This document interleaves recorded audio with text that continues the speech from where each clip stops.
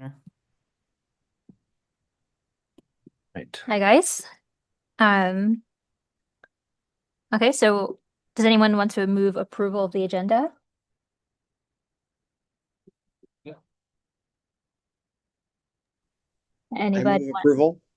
Okay, Game seconds. and then what do I say? Everyone, All in favor? all in favor? Say aye. Aye. All right. Comments from the chair. Well, Ariane is sadly not here today. I need to do this. Um, let's see. I do have a question for Mike about the city council meeting from June 11th. There's after the city plan discussion, there was discussions about commissions and committees being consolidated. Were you there for that part? I wasn't, but I got the Oh, update okay. afterwards. Did they make any final decisions on that? I don't believe they've made final decisions, Okay. but Was there any relevant discussion about the planning commission? yeah, it won't impact the planning commission. We're one of the Okay. statutory committees, Okay. so it won't affect us. And one of the other questions I had is just for background. I think one of the commissioners mentioned, or one of the city councilors mentioned that there had been a situation where the housing committee, I think, brought forward a proposal about short-term rentals that they found that they thought wasn't in agreement with their kind of like our own city plan. Do you remember what that situation I was? think it was a separate issue. The short-term rental, they had proposed changes, might be a little more than a year ago. Okay. And they had wanted to have a short-term rental ordinance, and the council didn't really go along with it. They kind of went along with a framework and said, we'll do the registry in order to understand the extent to which this is an issue, if it is or isn't an issue, and that they would be coming back with some information in a year to discuss whether or not we would start setting fees and those types of things. Okay. But the housing committee had their resignations and Josh has left, so it's going to kind of be on hold until we re-get the new people in both of those seats before I think that comes back up. How many committee members are left? I don't know. I don't even know how big the committee was to begin with. That was one Josh was running. Okay. And I thought that part was interesting. I just wanted to hear more about what the conclusion was. So is there a registry now? I think there is, but it's not really enforced, and that's some of the issue that comes up. I don't know the details of where it was. There was a lot of discussion at the time of, well, we'll have members of the committee volunteer to administer and enforce the ordinance, and Hmm. and so I think we just have to have a revisit that ordinance in its entirety and decide to what extent we need to move forward with changes to either do it or not do it. Okay. Have there been any other kind of like city planning developments in the past 2 weeks?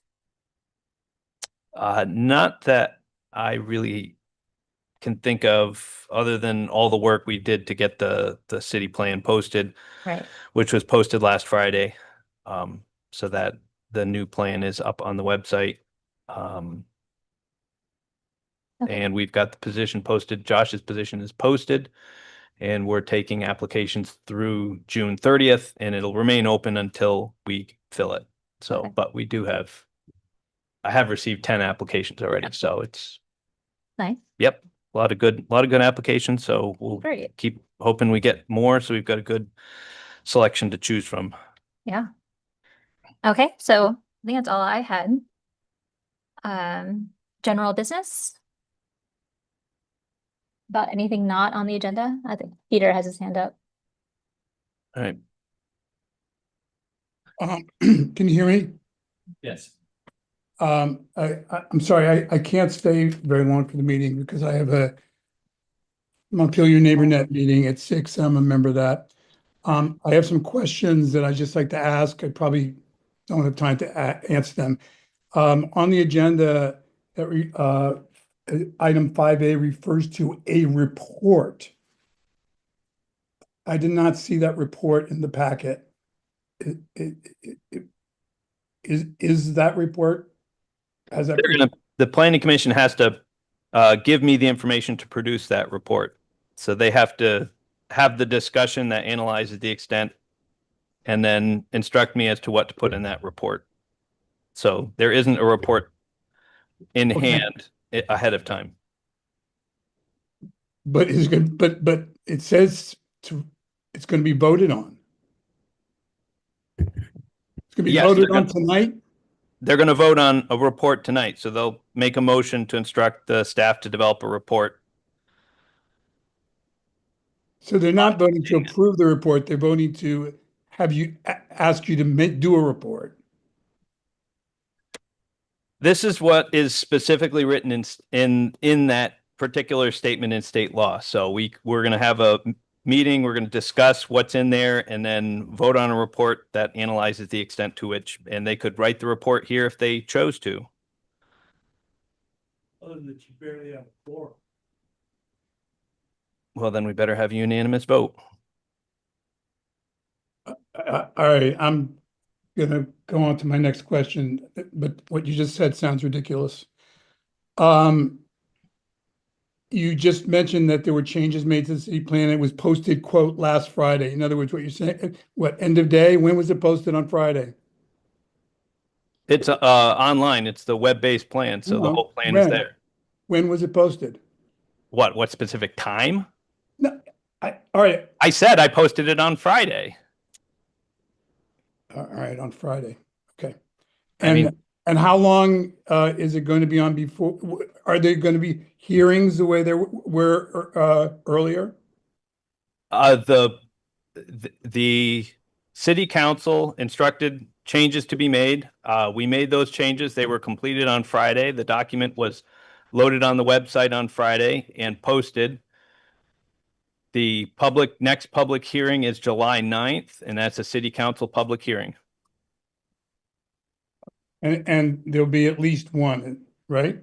I mean, there may be more if they, okay. Yeah, it's the council's decision how many they want to have. All right, and when you say the report, is it the web report and or a PDF report? I'm sorry, plan. Is it's the city plan? Is it the PDF city plan and or a PDF city plan? The city plan that is on the website, the web-based plan has been updated. Included within the web-based plan in the additional resources is the PDF version that matches that plan. They have been checked to make sure that they whatever changes were made in one document were also made in the other document. So they are both there. There are hard copies in City Hall and in the planning department.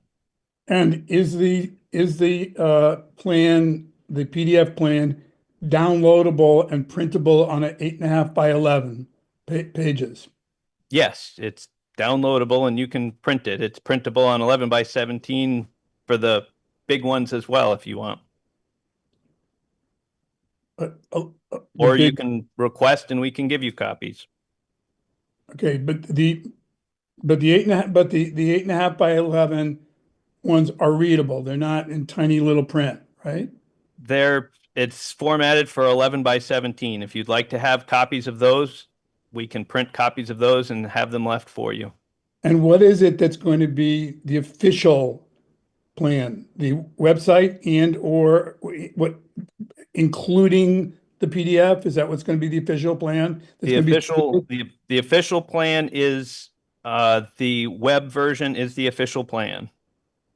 And the city council understands that because that's what I understood from reading the Bridge article. But when I talked to some members of the city council, that was not their understanding. Well, we had that conversation and they did not vote to change that.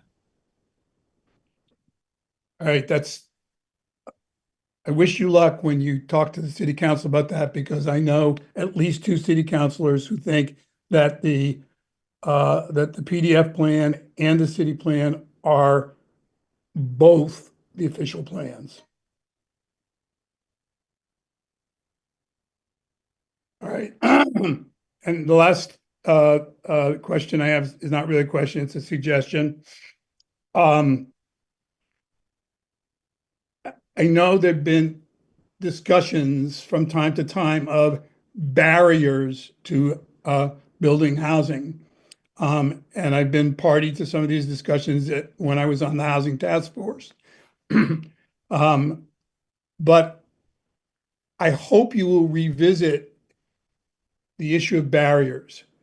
And it's not just what are the barriers in the zone, in our zoning regulations. What are the barriers to actually doing something that our regulations seem to do? For example, I'll just give you one example.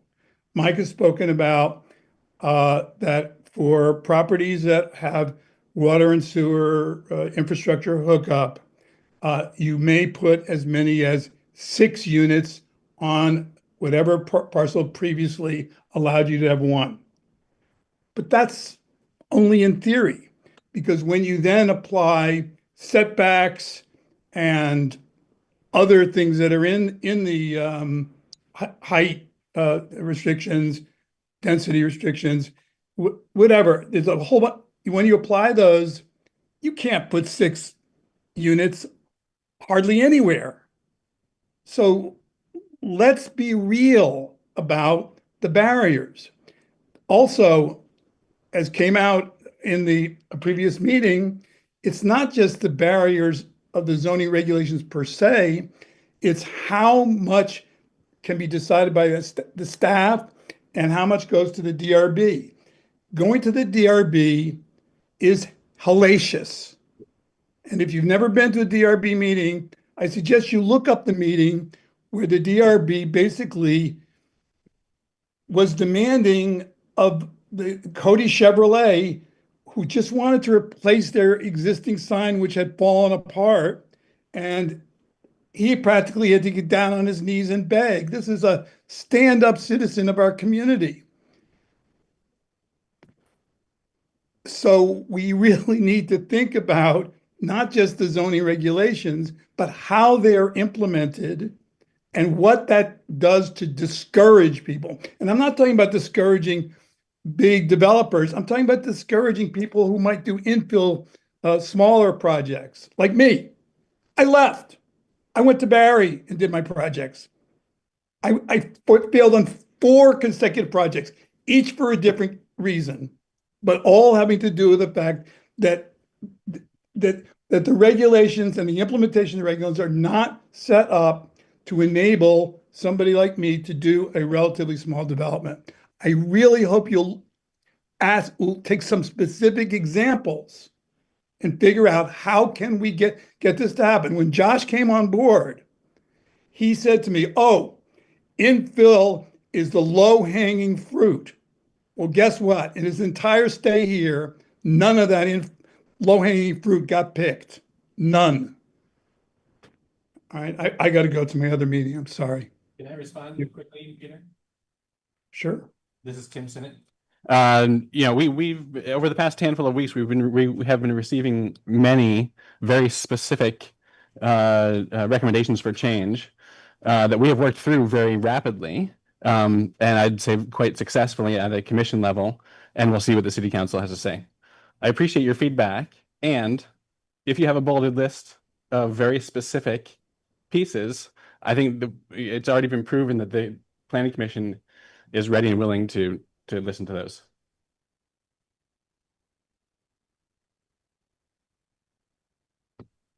I made some specific suggestions. They were all dismissed. You could send them to me directly if you'd like to.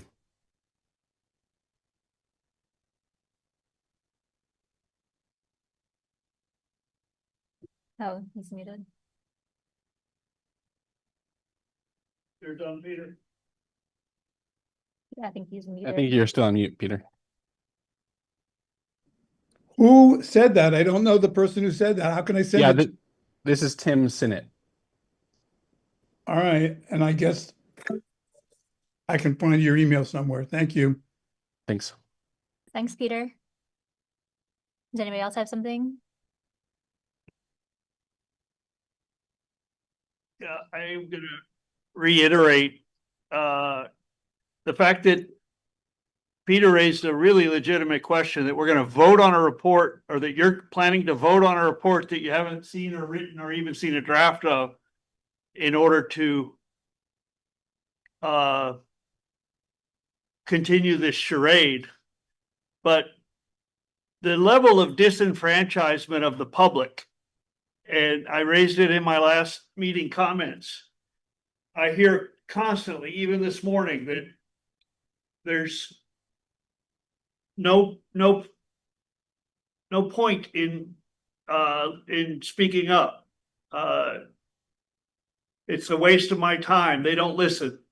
I've told you about 5 of the committees that have said that their input was disregarded and dismissed, and I personally have experienced it. So this charade that y'all are consistent with the goals of 4302, really, that's the make or break one. And I hope, Gabe, you'll have the integrity to vote no tonight just to keep this discussion open, because you only have 4 commissioners here, and without a unanimous vote, this report, you'll have to read a review of it when it's written and decide whether it still cuts the mustard. But the council asked for a red line version so that all the incredible number of changes that both Mike had put through after the planning commission was done with it, and then one of the city councilors put a whole package in, voluminous, which are not fairly or accurately or completely represented in this table, dramatically changed this plan. And city councilors asked for a red line version so they could see. The people in the public asked for the red line version, and it was agreed that that's a good idea. And Mike said, if he can. And now he's coming back right now and saying, no, we can't. We can't be bothered. It's not required. And that's supreme arrogance that Mike exhibits, that he's going to steamroll this thing through with your being complicit in it, regardless of how incomplete or how damaged the city participation in, how you will be doing further damage to city participation by doing this. And it appears that y'all are doing it willingly, and it's entirely inconsistent with the goals of 4302. The short-term rental ordinance should have been fully fleshed out and incorporated into the plan with specific recommendations and or cautions or areas that need more study. That's fair fodder for a planning commission. And instead, you're learning about it now after you voted the plan out. Now you're about ready to rubber stamp the council changes. I mean, really, if you can't do better than that, you shouldn't be on the planning commission. So you're going to have a discussion. They're going to give the information. You're going to vote on the plan that before it's been written tonight in order to keep Mike's railroad going. And I just caution you to, especially Gabe, the only one I have confidence in here, to have the integrity to not allow this to continue. Thank you. Anybody else? Somebody just joined us. That's Dave Delcourt from the Times Argus. Oh, I see. Okay. Any other comments from the public? Nope. All right, moving on. So we are reviewing changes to the city plan by city council. Yep. So the premise of this meeting is that under state law, if the city council votes on substantial changes, that the document, that the proposal goes back to the planning commission. And what's written here in A is literally what is in state law. Vote on a report that analyzes. So the planning commission must vote on a report that analyzes the extent to which The changed proposal, when taken together with the rest of the plan, is consistent with the legislative goals established in 24 VSA 4302. So what I gave you as a handout and in an email was the required report that we sent to council in April. And the first half of that document, it was kind of the memo looking one. That the first half of that was the consistency with the goals of 4302. Right. So what I've done to try to facilitate this conversation is, so again, we're looking at whether those changes that are proposed are consistent with the legislative goals of 4302 when taken with the rest of the plan. So I read it to mean that the changes that have been made, whether they rise to the level of now kind of like negating something that was in the required report. yes. Like a typo correction would not rise to that level. Deleting the housing chapter would, right? Correct. So like, do any of these changes rise to the level of? Yeah, so I was altering going to the go report? through relatively quickly, run through a quick,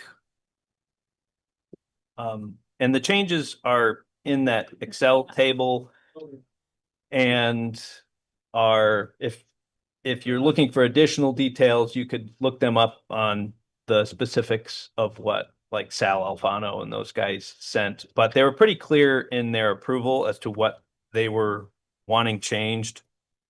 So I'll just run through really quick on a list of things I pulled out looking at what was changed. So the goal number one, to plan development so as to have maintain the historic settlement pattern of compact villages and urban centers separated by rural countrysides. That has 4 parts. Most of those are kind of in the land use sense of the land use plan. In the land use plan, we added the tier 1A category. Country Club Road strategy was reworded. There was a phrase that said as much as 500 units would be at Country Club Road. That was asked to be reworded to be at least 300. So that change was made. The new Country Club Road site plan was added, was replaced. We fixed a goal where there was an inconsistency between the storyboard and the implementation plan. One had and that incorporates, and the other one said with, so we made them the same. So again, not a substantial change, just a change in how something was worded. And the lobbyist that was medium priority was now high priority. Goal number 2 at the state to provide strong and diverse economy. That's looking at the economics. Within the economic chapter, there were references to Montpelier Alive that were changed and adjusted. Sometimes we referred to them as an economic development organization. And they really wanted to be described differently, so we made a few adjustments to that. Gabe, you got a quick question? Why don't you just go through?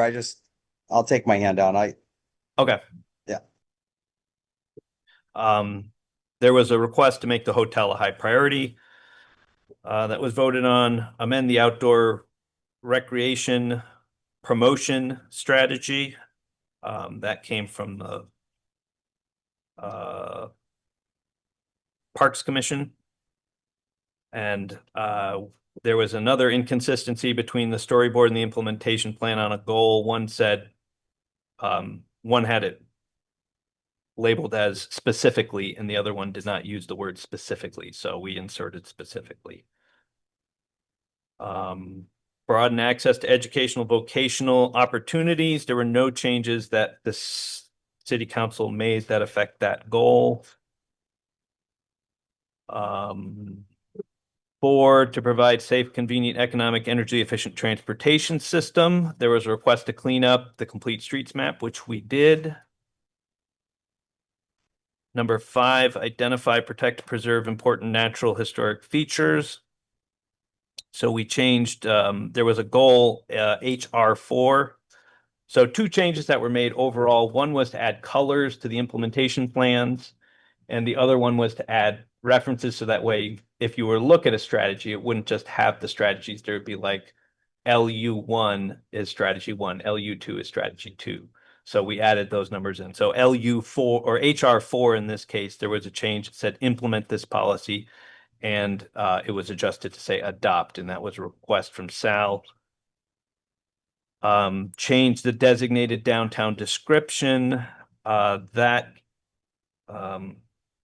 was done by Montpelier Alive. That was a request from them. And that was just, these are all really minor changes that were requested in those. Just how they're described, how the relationship is between the city and Montpelier Alive. And then 6, so the rest of 5 and 6 kind of also get into natural resources. There were changes, the recommendation from the Parks Commission on the ash borer strategy. All it did was changed how it was described, how the climate action plan was described. The description in the box was amended. It combined strategies on mapping. So there were like 3 mapping strategies. They combined them into one. So there's one mapping strategy now. They expanded the invasive species and street tree programs to be, one was to look at private properties for the invasive species and to survey the dams. In number 7 for energy efficiency, that one just had updates to the PV and solar hot water maps, which were just acting wonky. So we found the issue with those and we had to recreate them. So now they are now fixed. On 8, maintain and enhance recreation opportunities. So the Parks Commission again had a number of small changes on the maintenance of trails, economic development strategies, which I mentioned earlier. They talked about new park goals. So they did have new park goals, one of which was to coordinate with regional partners. So most of them were the same. They just kind of took 3 and reworded them and made them into 4. And they changed the green print strategy. 9, encourage and strengthen agricultural and forestry industries. There are no changes that affect that. Provide wise and efficient use of natural resources to facilitate the appropriate extraction of earth resources. No changes were made that affect that goal. Goal 11, availability of safe and affordable housing. There were some minor changes to the housing. Country Club Road had some tweaks to it. The way that's worded. Removed in particular rental units. That was the storyboard change that had been requested. It talked about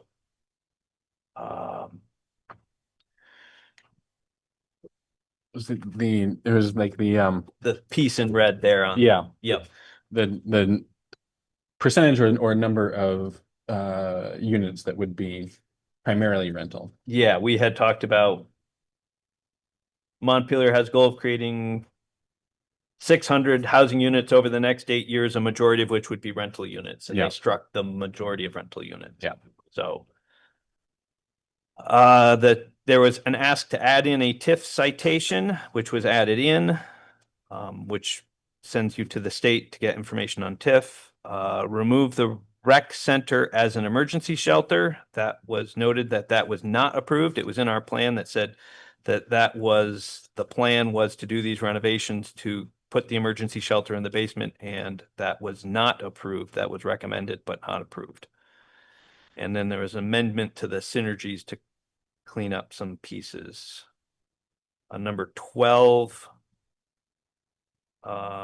which is to plan for finance efficient systems of public facilities and services to meet future needs. As I mentioned, there were some changes to the parks, the aspirations and goals. small implementation strategies and storyboard changes, but overall there was very minor changes to those.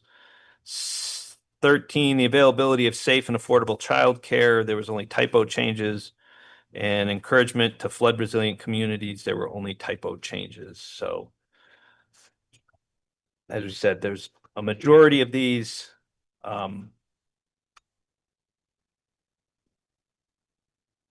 are listed there, but if you really go through that list of what was recommended to be changed, they're very minor changes. That list is sorely incomplete.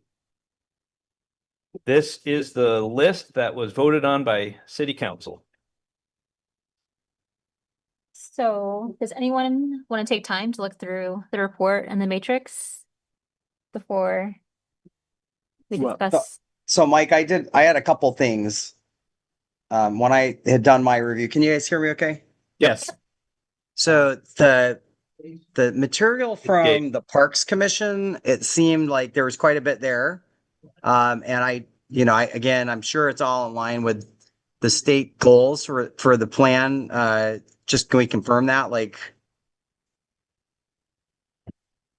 What was we're the concerned question? about meeting the statutory goals, right? The fact that the Parks Commission recommended those changes, that doesn't impact that. Is that correct? Yeah, they made changes to the goals, but it doesn't change our conformance with these requirements of the consistency with the 4302. Okay. And then the other one that I couldn't quite follow from the notes.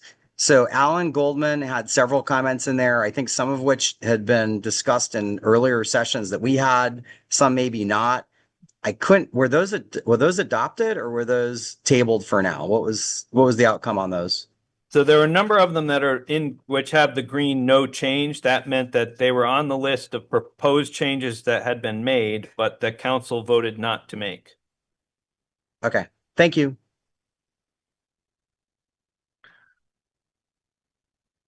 So in this list, the no change and done are basically actions that are finished by the planning department. And this is what is currently posted as of Friday in the city plan Yes. website. Yeah. So if you were to look at like number 42, James Moore's recommendation, the suggestion was the May was updated to will in the land use chapter, but not the housing chapter. Recommend making the change to match. Do not recommend accepting other changes. That's what they approved. So that was done. The May was changed to will in that particular one, and so on and so forth. Yeah. Elevate this to a high priority. That's done. So I went through and made that a high priority. Yeah, I mean, from my perspective, this generally feels like a collaborative effort where the planning commission puts together the entire city plan, sends it over to city council, gets public feedback, brings their own opinions plus the ideas of their constituents, votes for changes. Those changes are done or not done and posted to the new city plan, which is online as of Friday. From my personal opinion, that feels exactly how this process should go. I don't personally feel like there's the need for a lot of back and forth. What you've described generally feels like a path forward from my perspective. I think my only one note or concern, I don't think we need to do anything with it. It's already changed. But if I'm just reading the language now from the housing chapter, talking about number of units. So Country Club Road, it says 300 to 500 units, and Sabins Pasture 300 to 450 units. If we're at the lower end there, that's 600 units among those two properties. Still having a 1,500 new units goal in the next 20 years puts a lot of pressure for development throughout the rest of the city. That's my one comment. I think that the goals should be quite high. We should stay like the 500 and 450 units feels like it makes a lot more sense to me. For those two properties, those numbers are still in there. So that's my only comment about numbers and a little bit of a concern there. But if that's what city council decided on at the end of the day, then I'm okay with it. So from No, I agree with that. I mean, my only other, I mean, these are quibbles. Is like the language to remove, in particular rental units. Again, I'm just trying to figure out what, if any, of the changes rise to the level of changing this report. Does removing, in particular, rental units affect our ability to say that this plan this plan encourages the needs of a diversity of social income groups? I mean, yeah, it could be argued, but I don't think it.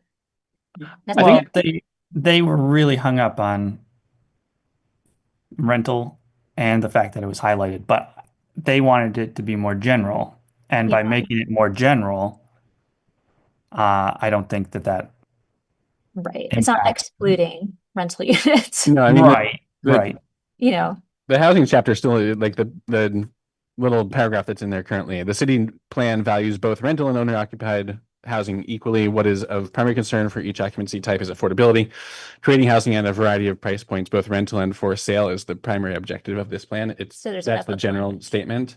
They did have issue with I think it was 600 units, primarily rental. right. Yeah, that they wanted to strike. Yeah, I mean, I think to me, that's the only change that would even kind of rise to this level. Gabe and Sean, how do you guys feel about it generally? I mean, Mike answered the couple of questions that I had. I feel comfortable sending this back. I don't really know process wise what needs to happen. We endorse it, or we acknowledge that we reviewed it, we signed off on the report, whatever that language would be. I support it. You haven't seen the report. So I sat in that city council meeting. I listened to all of the stuff that they went through. I just don't think that there were many significant changes to the plan. At least not changing significant portions of it that we should worry about. So Mike, and I assume Tim, you you also felt good about the changes made. Yeah, nothing from the, I was there for at least one of those meetings, and nothing rose to a level of huge concern for me. So Mike, are we voting on this report to certify that we still think the city plan satisfies the criteria of the statute? Is that what we're voting on? Yeah, that in a sense, that's what you would be voting on. Okay. And I can give you a motion, but I guess we need to have some public input as well, but yeah. Sure. Before we get there, so what are the next steps from your So table? the only requirement is that before the next hearing that this report is provided to them. And again, you can certainly instruct me to draft the report and submit it to them. That is within your purview. Or if you want to see that report, we can certainly put that report on the next agenda. But really, the extent of the report is gonna talk about. So again, let's looking at what it says. Vote on a report that analyzed the extent to which the changes taken together is consistent with the legislative goals. I can summarize a little bit of what I said, attached table, the matrix, and go through and basically put together a report that says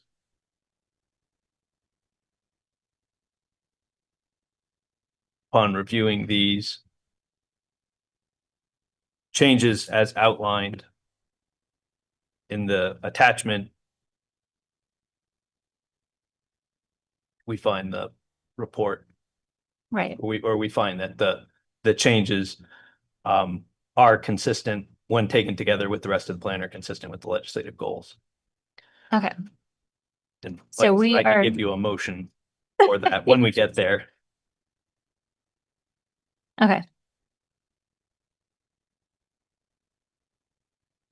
I mean, so I think what has to happen before the motion? You'll probably need to have some public input. Oh, public input from our members of the public. Oh, Peter left. I'll just reiterate, I think you're conducting a farce here, that you are not doing the diligence, you're not even familiar with the changes. This summary does not reflect the discussion or the content of the changes that were discussed.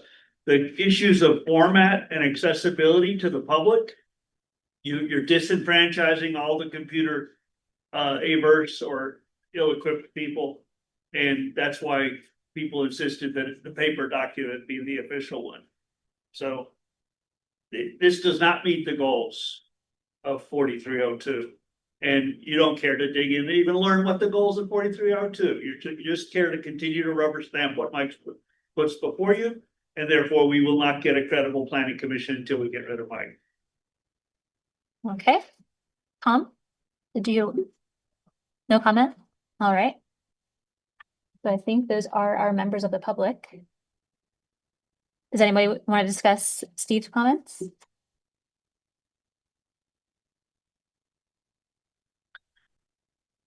All right. So then the motion? You could, if you chose, make a motion to instruct staff to draft a report stating the changes to the Montpelier City Plan 2025, taken together with the rest of the plan, is consistent with the legislative goals established in 24 VSA 4302. Okay. So does anyone want to make that motion?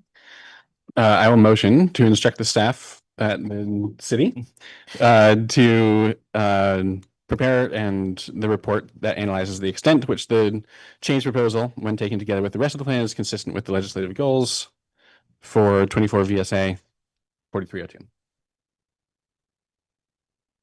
Does anybody want a second? I will second that motion. All right, all those in favor? Aye.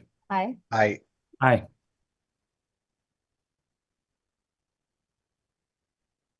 I have to say the ayes have it. The ayes have it. By unanimous, right? Okay, so moving on to interim zoning proposals.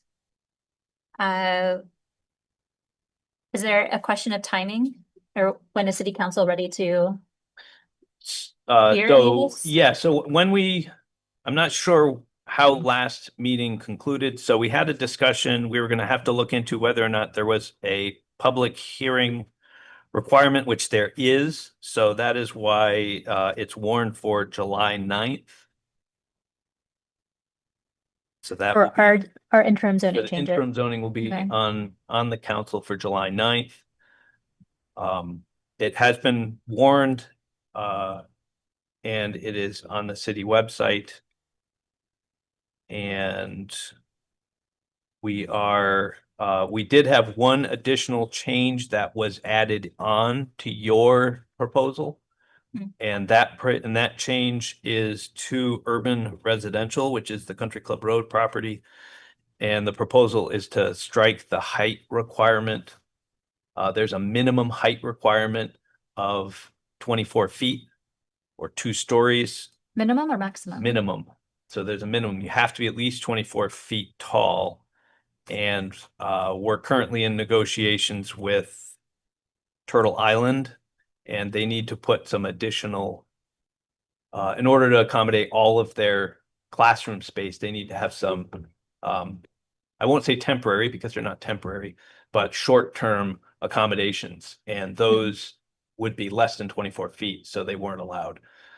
So in order to facilitate that lease agreement through, we're going to go through and delete that one provision, the 24-foot minimum, and we'll all address that when we're going through the permanent because we won't have any proposals on that site until after that.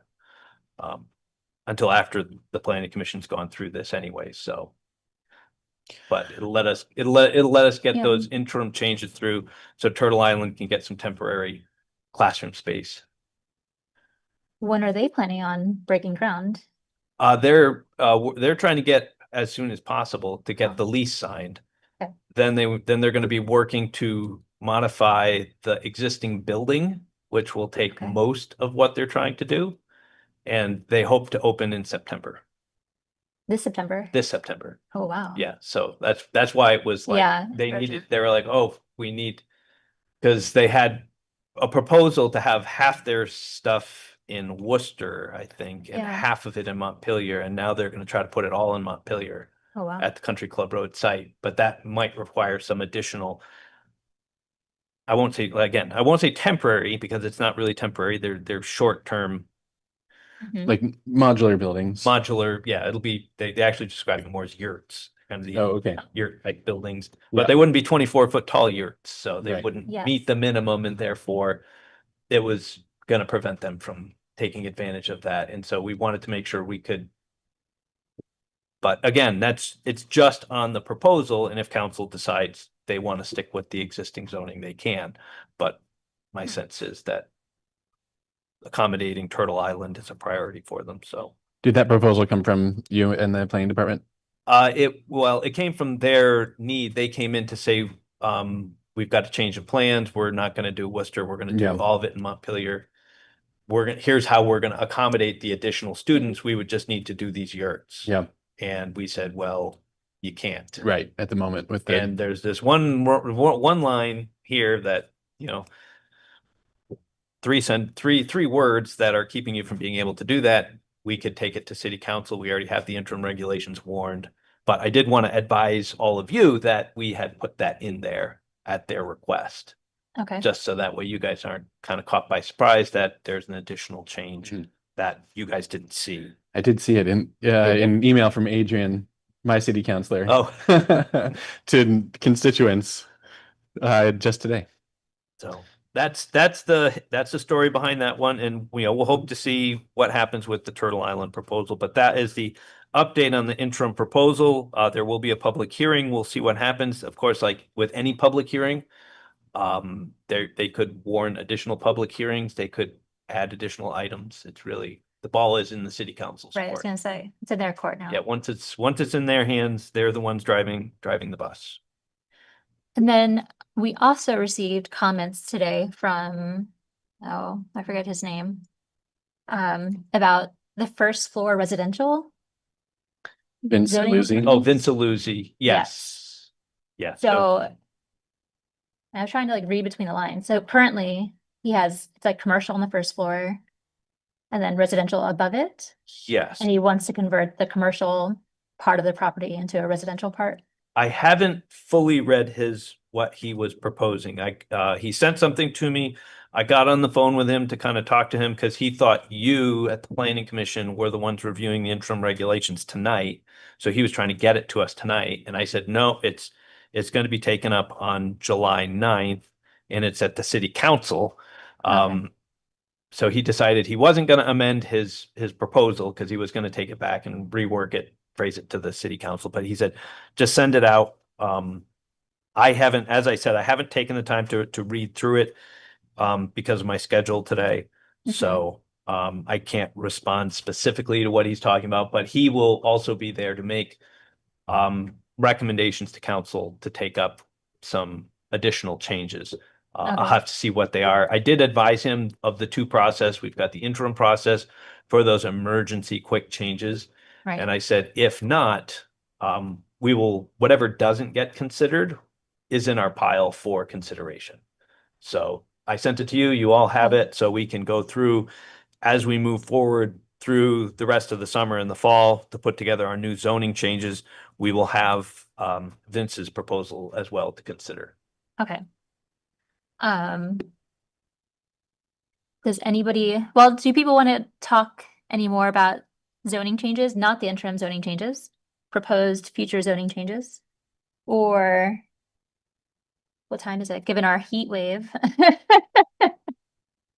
All I would say is that I did have time to read the memo, and I mean, it's a long memo. It's very specific to his exact situation, but certainly it was reasonable. It's basically the idea is give people fair warning about the circumstance, and then if they're fairly warned and they want to reside on a first floor, they could. So just could create some more housing. I think I'm in support of it. I guess it's going to city council, not through us, but it sounded reasonable to me.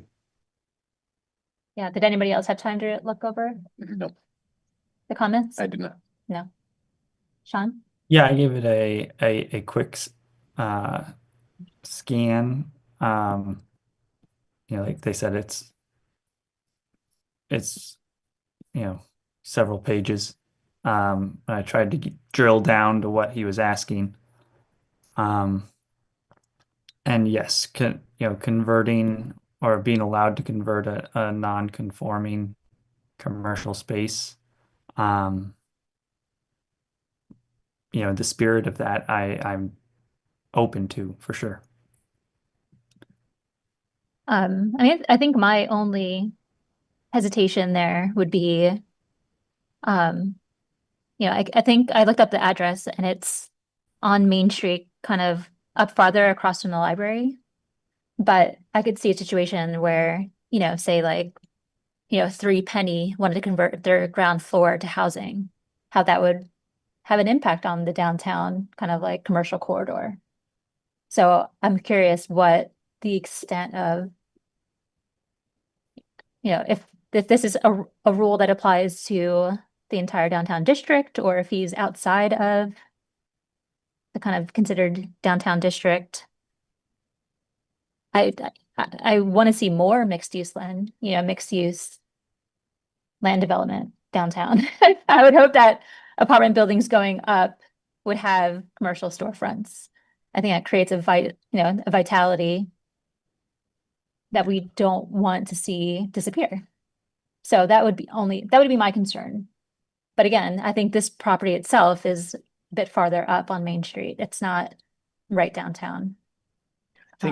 I think what he might be referring to, again, I haven't read it in detail, is there is a river hazard regulation that was passed after the 2023 flood that prohibited conversion of those commercial spaces below base flood elevation to residential, because we were going through and we studied and identified the 20 or so properties that had first floor flooding for residential.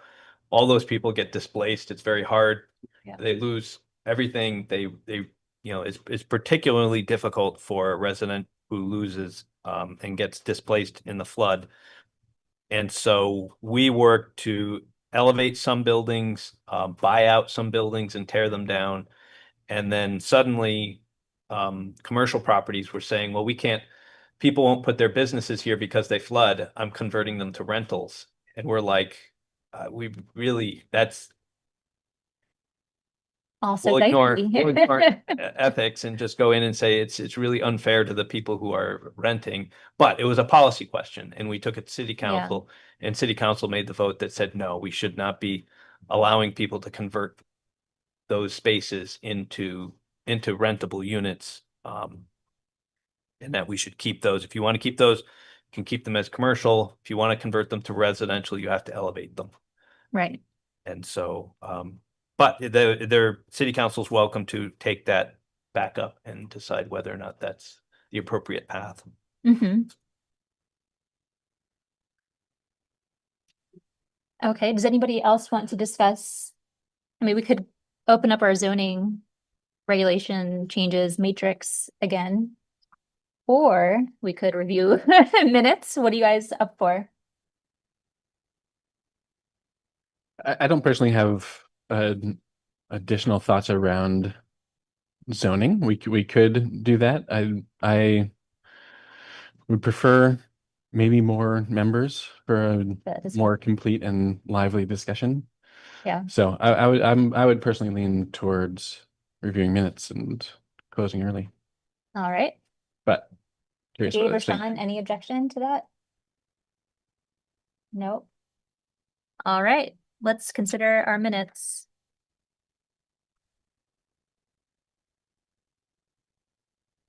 So it was noted at the last meeting according to the minutes, because I wasn't here, I had to leave early from the last meeting, Mhm. that the also in attendance wasn't filled out, but it is on the ones I have. And that the discussion of alleged open meeting violation, that should be corrected from what had been put in there. And my suggestion would be really to just shorten it up. Mike spoke to city's council and was advised that there was nothing more to be done. The issue with the doors has been resolved. I see something on both sets of minutes about general business. The first line says there were no members of the public with comments in attendance, but then it goes on to detail members of the public with comments. So I think striking those sentences Yeah. would be appropriate. That's in both of them? Yes, it Mhm. is. Okay.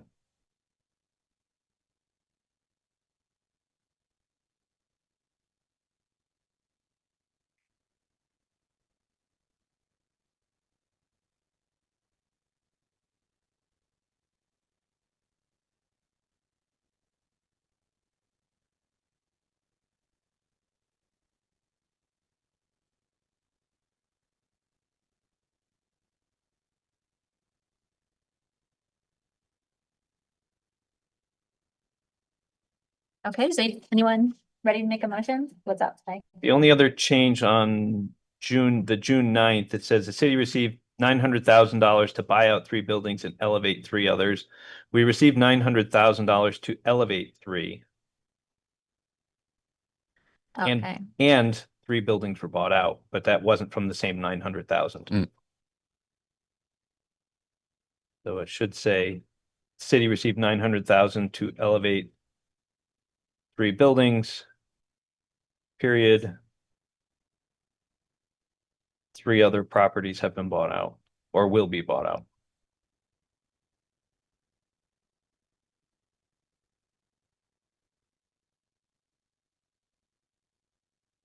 So I would say with those changes being striking the comments that there were no members of the public with comments in attendance, and in the June 9th minutes, changing the line about $900,000 and how it was used. I motion that we approve both minutes from June 9th and April 28th. Second that motion. all right, all in favor? Aye. Aye. Aye. Okay, do we have to make a motion to adjourn? Yeah. You can. Like, Some places, well, some will Well- just go and say, the chair will sometimes just go through and say, we are the meeting adjourned. is adjourned. Or other committees say we need to have a motion. It just depends on the committee. Well, I think Ariane, doesn't Usually she, does a she motion. does motion. Usually she does, yeah. Okay. Motions to So adjourn. moved. I move that we adjourn. All right, Gabe, I second that. Tim. All right, all in favor? Aye. Aye. Aye. All right. I would Thank say you. go out and enjoy the rest of your day, but stay in and enjoy the rest of your day. Yeah.